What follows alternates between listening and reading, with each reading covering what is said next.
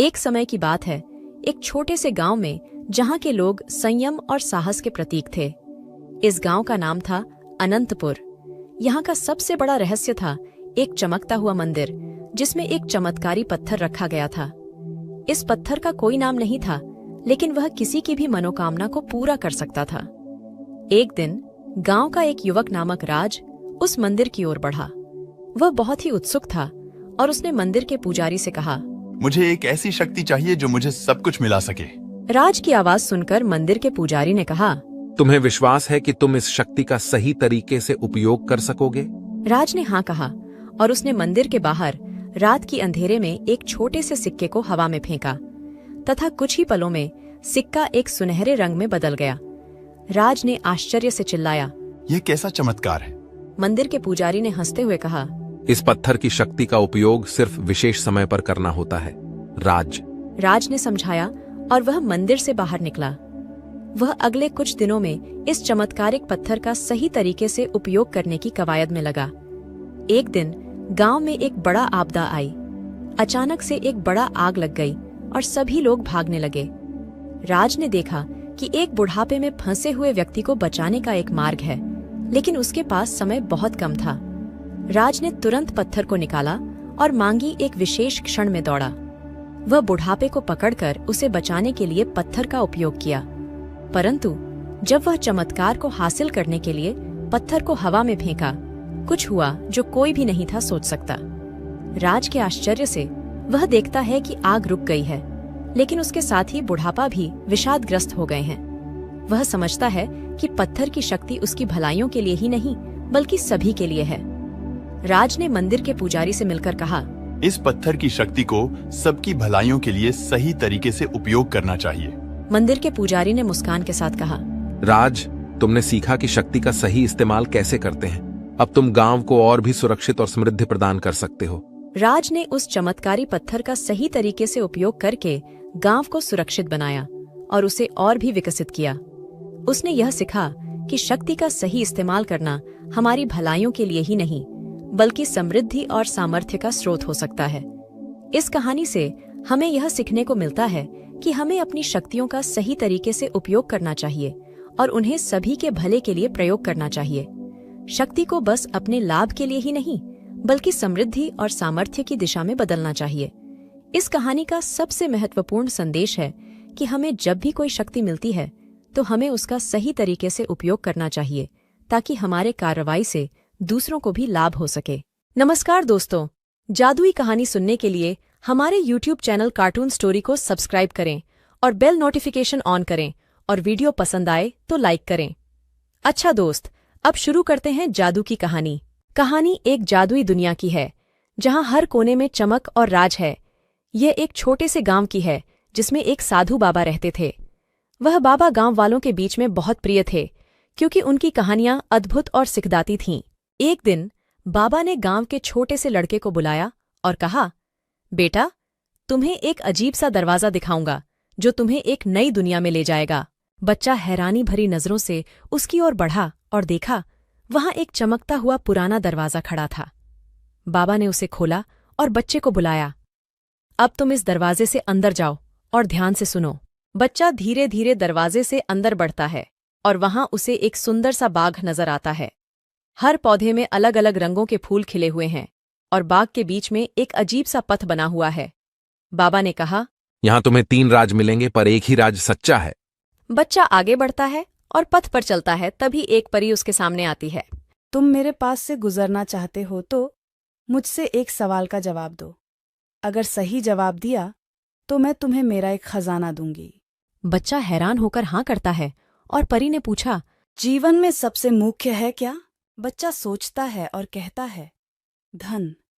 परी हंसती हुई बोलती है, तुम गलत हो, सही जवाब है प्रेम। धन से ज्यादा मुख्य है प्रेम।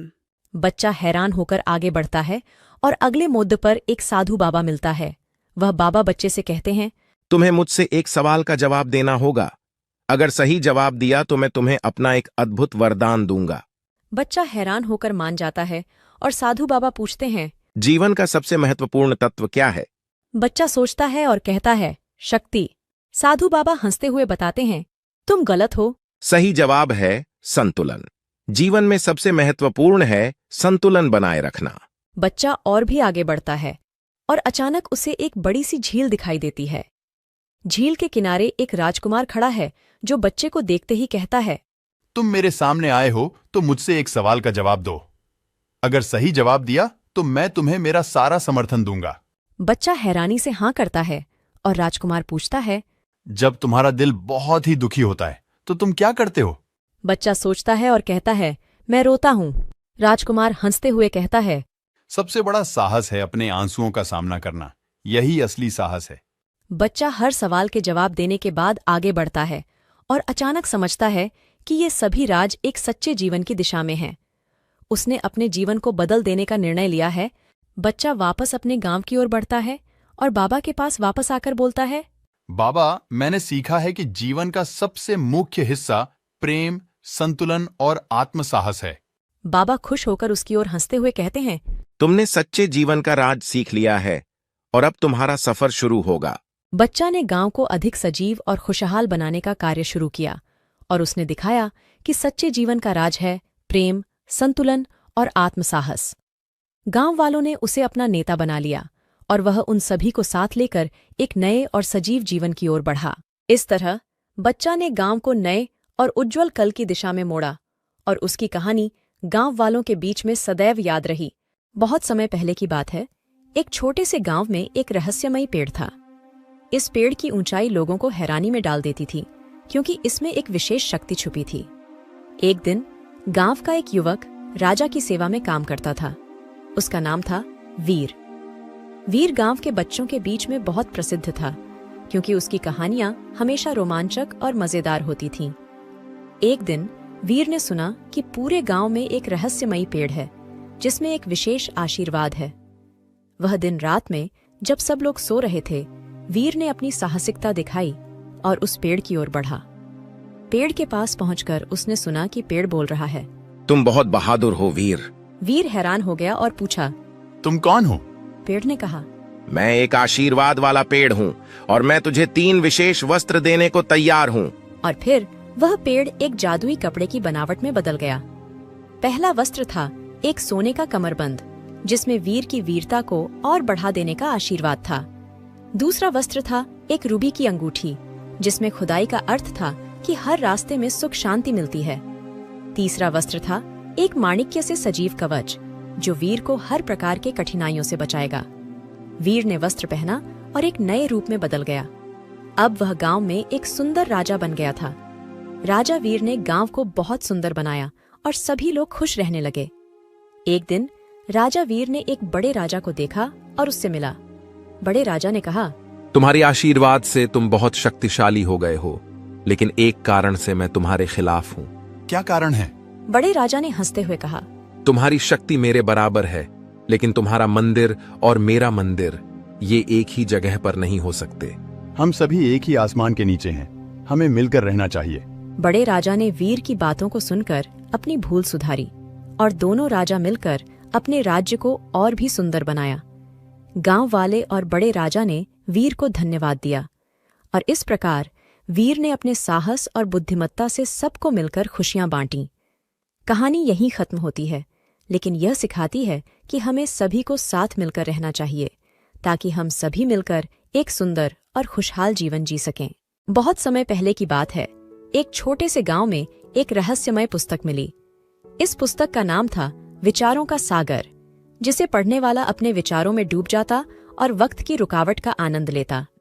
एक दिन गांव का एक छोटा लड़का नीलू इस पुस्तक को ढूंढने निकला। बोरियात धारित वह पुस्तक की तलाश में जंगल की ओर बढ़ा। रास्ते में वह एक विचारशील वृक्ष के पास पहुंचा जो विचारों की कोंपल लिए बैठा था। लड़का ने पुस्तक की बातें सुनाई और उसकी महत्वपूर्णता समझी। तभी एक जादुई संगीत आकाश से बहने लगा और वृक्ष से एक अद्भुत पुस्तक उतरी। वह पुस्तक उसके हाथ में आते ही नीलू को लगा कि वह विचारों के सागर में डूबता है। पुस्तक पढ़ते समय नीलू को एक महाराजा का साम्राज्य पाने का ख्वाब आया। वह अपने विचारों में इतना गहरा डूबा कि उसकी दुनिया में सब कुछ अद्वितीय हो गया। एक दिन जब नीलू पुस्तक पढ़ता हुआ था, उसे एक विचार ने रोका। यह विचार बोला, क्या तुम सच्चे सामंत हो सकते हो? नीलू ने समझाया। सामंतता तो आत्मविश्वास में है और विचारों में सामंतता ही सही दिशा में ले जाती है। यह बातें सुनकर विचारों का सागर अचानक विचारी बन गया और नीलू को एक सामंत बना दिया। परंतु उसने अपनी यात्रा में रुकावटें और ठहरावों का सामना किया। इससे नीलू ने सीखा कि जीवन में विचारों का सागर न केवल सुखद होता है, बल्कि यह सिखाता है कि कैसे रुकावटों का सामना करना है। इस कहानी से हम सीखते हैं कि विचारशीलता और सामंतता के साथ ही हम अपने लक्ष्यों की प्राप्ति में सफल हो सकते हैं।